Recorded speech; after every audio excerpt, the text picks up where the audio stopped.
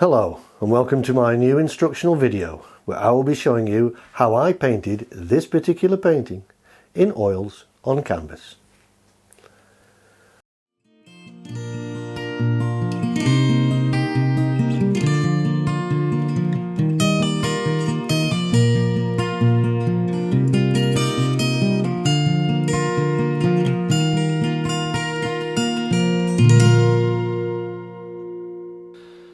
As usual, I start off with a raw umber ground in this particular painting, and I've just knocked in the basic overall shape and outline of the fox using raw umber. So it's a raw umber ground background, and then using raw umber again just to mark out the basic and salient points. So putting in some of the darker areas here first.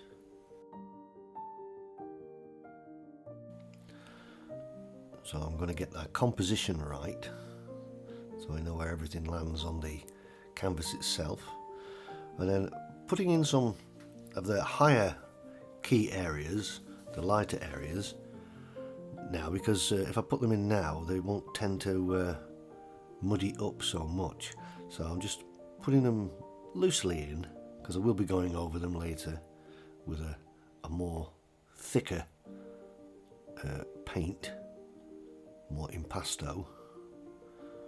I try and make my impasto areas, or I try and make the light areas more impasto, more thick, and the darker areas more thin. This is something the old masters used to do, and you can't go wrong if you just follow and copy what they tell you to do.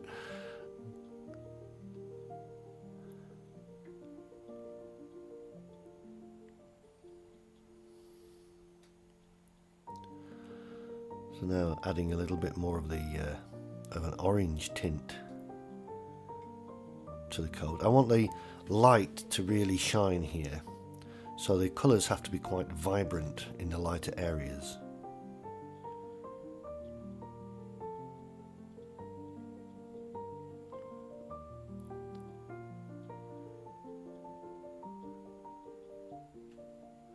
So putting in the brighter orange areas.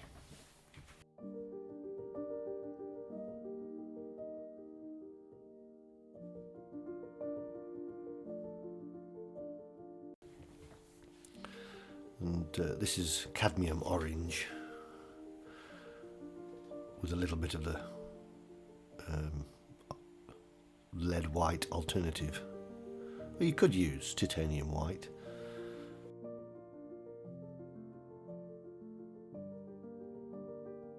But I prefer Michael Harding's lead white alternative. It's a wonderful paint.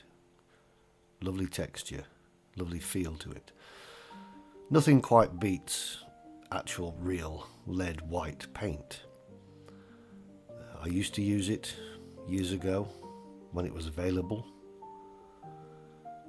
but now because of an EU regulation we're not allowed to purchase it anymore. So the Michael Harding's paint is a great version of it.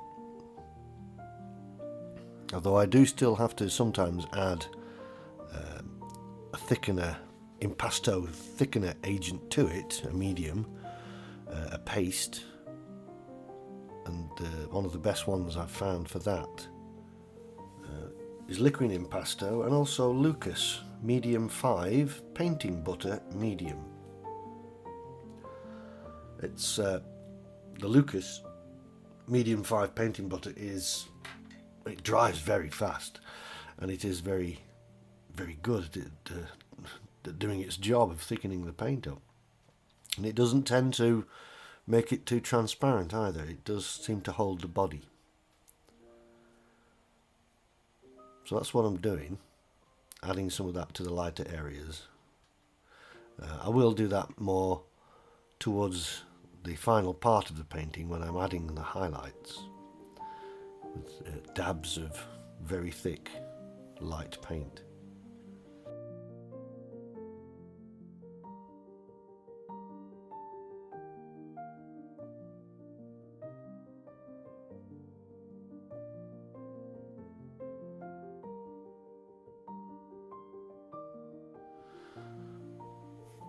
So I'm just doing, you can see here I'm just putting in a little bit of the bluey grey I've got for the white coat of the fox. I'm putting some of that into the background because again it was an old master's not a tradition, but something that they used to do a lot, which is whatever you have in the main subject, whatever colours you have in the main subject, try to incorporate them in the background also, and it then harmonises the entire painting. So you can see I've got some oranges in the background and I've got some of the bluey greys in there also. It's a very impressionist background style that I use, but I do like to incorporate those same colours. I will introduce others later on.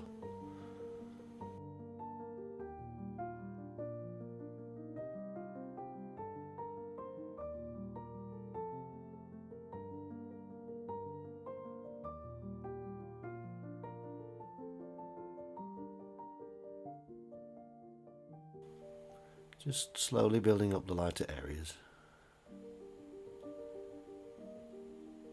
getting brighter and brighter. Where I want the sunlight to catch the animal.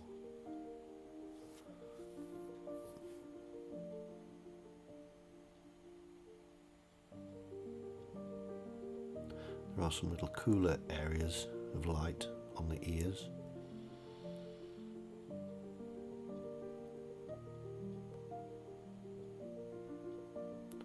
All the time I'm making adjustments, and I sometimes use my finger just to wipe away any areas or blend areas. Fingers are a wonderful tool for blending. Titian used to paint most of his paintings using his fingers, especially in his later years.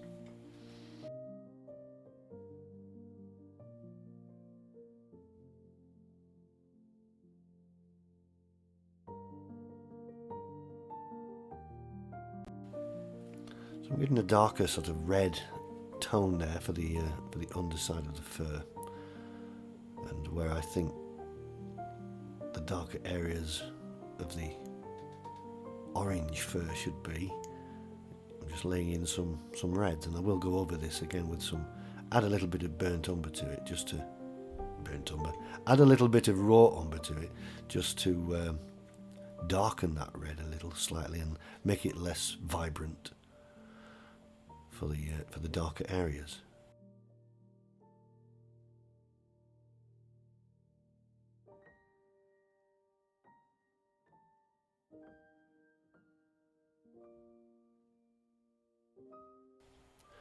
I'm using the brush in a loose style, a loose manner, holding it from halfway from the tip, either halfway or from the very end.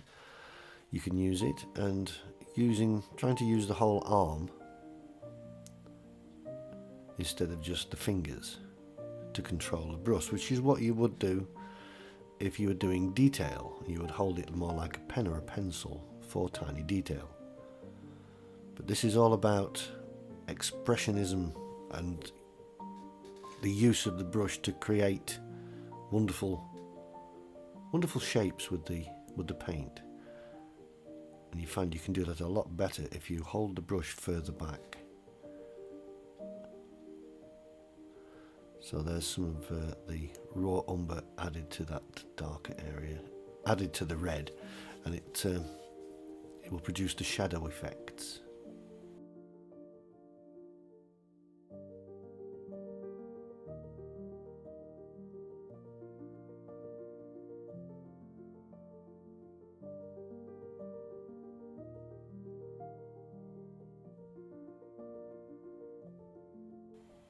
It's basically all about adjusting. Once you have a basic tone down, it's then adjusting the colours, the edges, the shapes.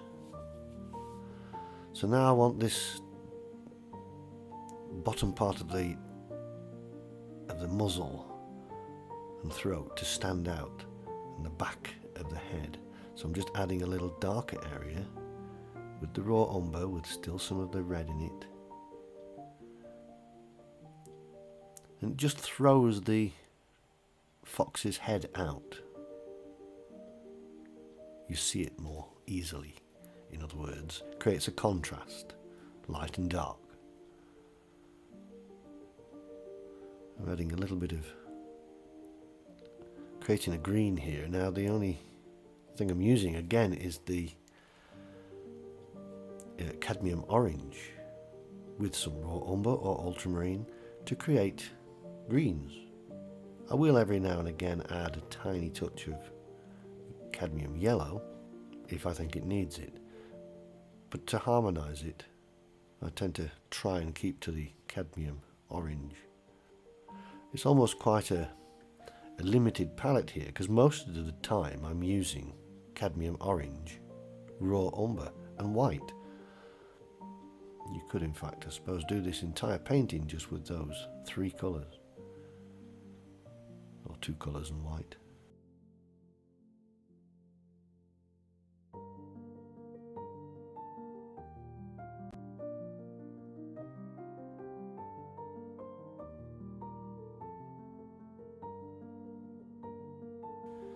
In the background I want to use, once I've got a basic tone there, expressionist, dramatic flicks of the brush to create a movement. You see, like that, you're just flicking the brush.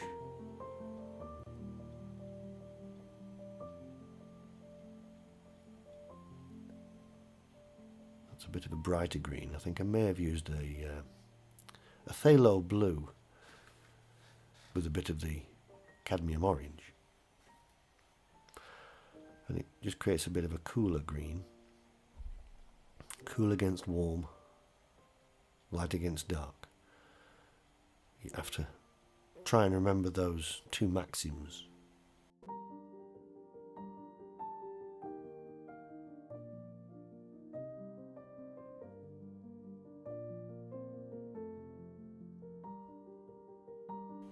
Little flicks of the bit more orange in there now, just to harmonise.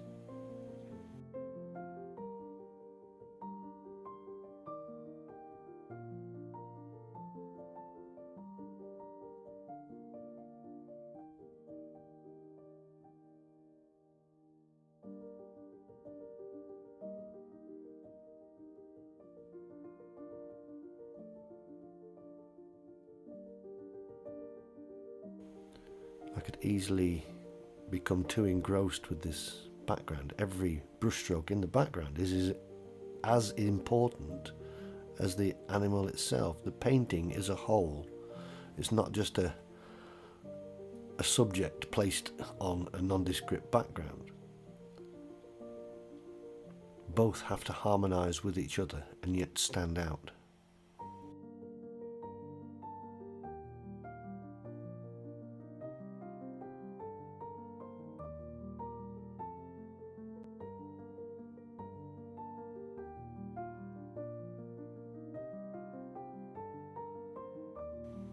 And over a little while of constantly going over areas, the paint is building up and becoming thicker, which is great. It's a wonderful medium to use. Oil paints are fantastic for this technique.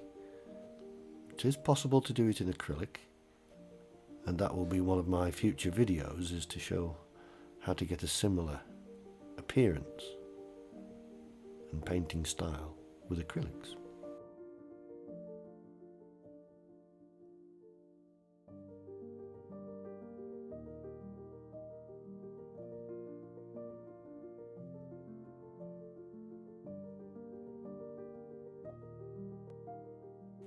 A bold stroke always looks better than lots of little strokes. It has a vibrancy and a competency about it. A bold stroke is essential for this kind of painting. Doesn't suit every kind of painting. If you're doing detail work and realism in that respect, bold strokes obviously do not work. But this is impressionist, expressionist style painting. So let the brush do the expressing.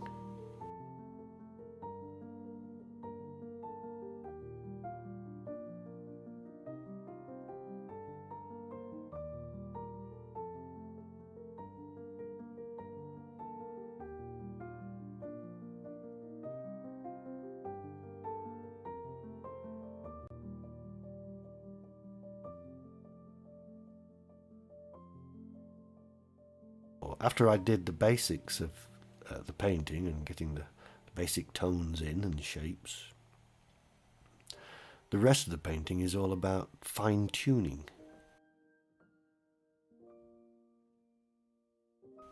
Just making slight adjustments where things were maybe slightly wrong.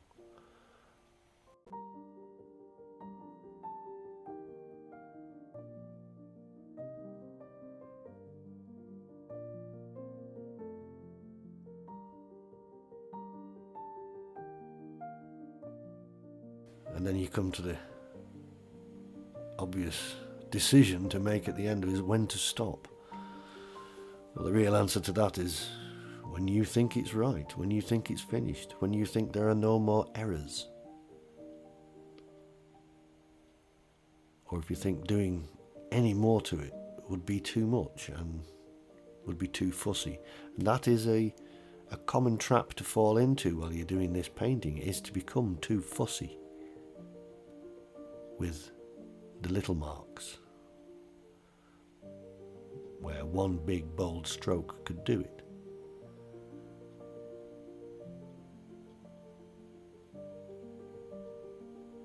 It is a very hard style to learn.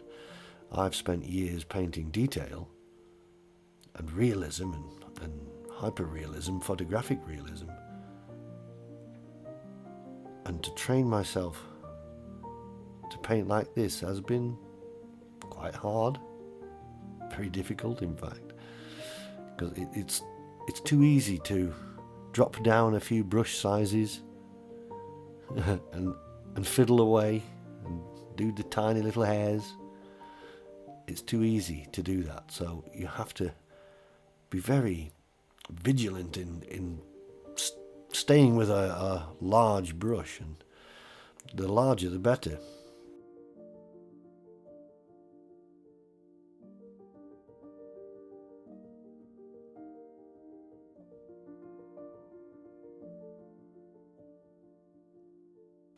So now I'm just adding some little lights under the jawbone, and that creates the roundness.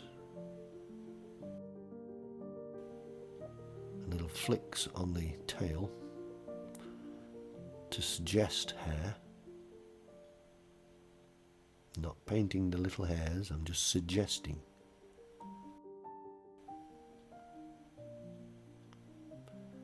Going over it and over it until I've got the right highlights where I want them. And that is the beauty of oil paint, is you can move it around until you think it's right.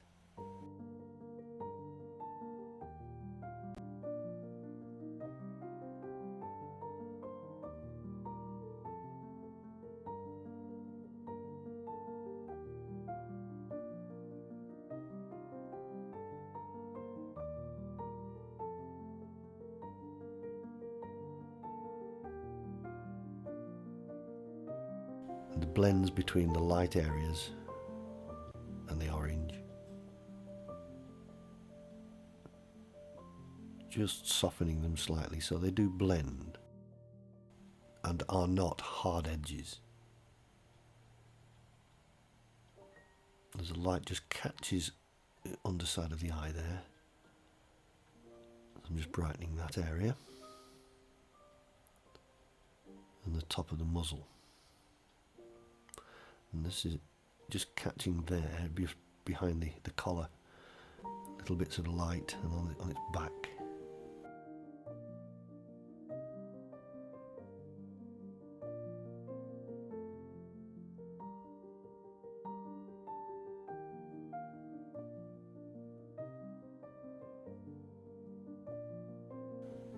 And the way I paint, all these little blends create a nice softness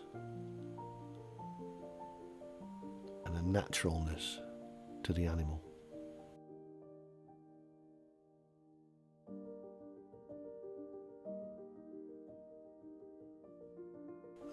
Again, I'm colour matching the background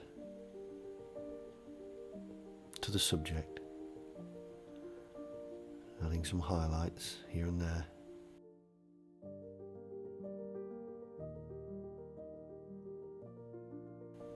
don't want to lose that darker area though under the chin, so I'm not going over it too much.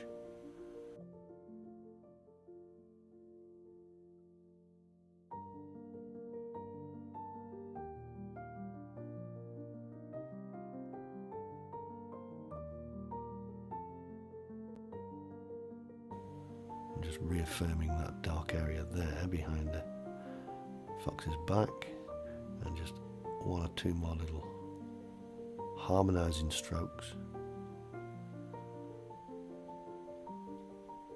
And this creates a background that is obviously foliage, but is not descriptive in that you don't see branches, leaves, grasses, but not in reality, but your mind puts them there. You make up your own background from viewing this. And that's the idea, the basic idea of doing this kind of background. It's an impressionistic, expressionist background. But the viewer then gets to create their own background. Now with a smaller brush and my maul stick, I'm just adding a few more little salient details around the important areas. The eye shape on animals has to be perfect. Otherwise it just won't look right. So this is the most important place to paint any animal, is the eye and the nose and the mouth. Just like a human being, just like doing a portrait, they are vital that they are all in exactly the right place, to the millimetre.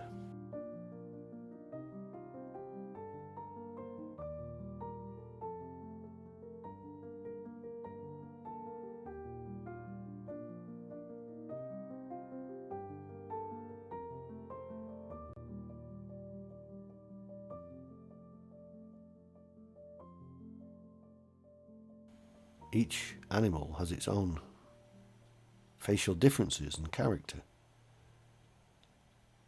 And they have to be accurately laid down. Those little marks that mean everything. They mean recognition. That's how you recognize one animal from another, one human from another. So the accuracy has to be bang on. My maul stick is just a piece of dowel with a hook in one end, that I have a hook on the top of my easel that I attach it to so it can swivel over the painting, and it stops my hand from resting on the painting. If I'm doing any detail, I swing it into place and rest my hand on it and just put in the marks.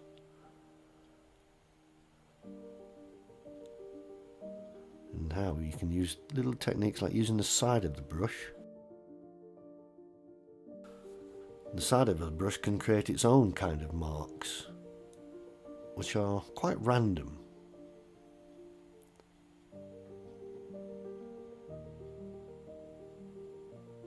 It's almost like using a palette knife, really, but with a brush.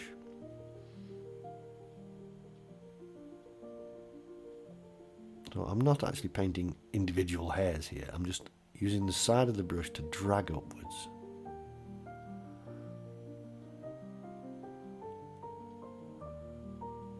Re-establishing those highlights to make them stand out against that background.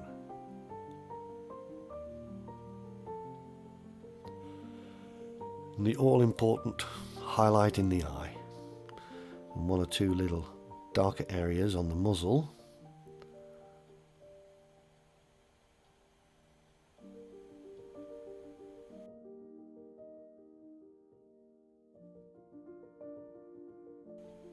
And those little dots there are important on any animal's muzzle. It's where the hairs or the whiskers will emerge. There's a little dark area there. There's a shadow behind the eye.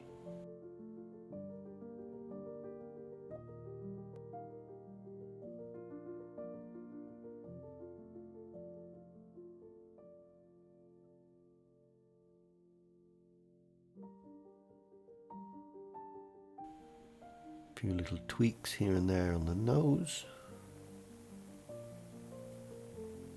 And then using a rigger brush, I'm just laying in some very fine hairs, not going overboard with it, just showing a basic whiskery effect. Because without whiskers it would be it wouldn't be a fox.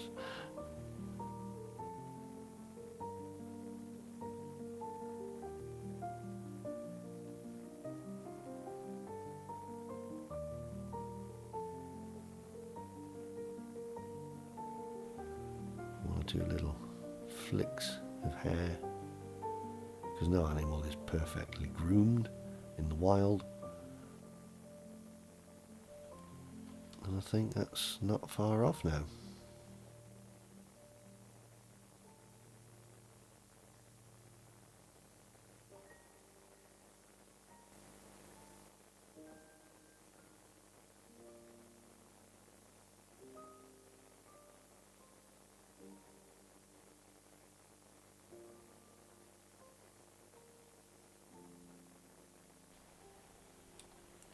So I hope you've enjoyed watching this video. As usual, if you have any comments or suggestions to make, please contact me and I'll do my very best to help. And I look forward to seeing you on my next video.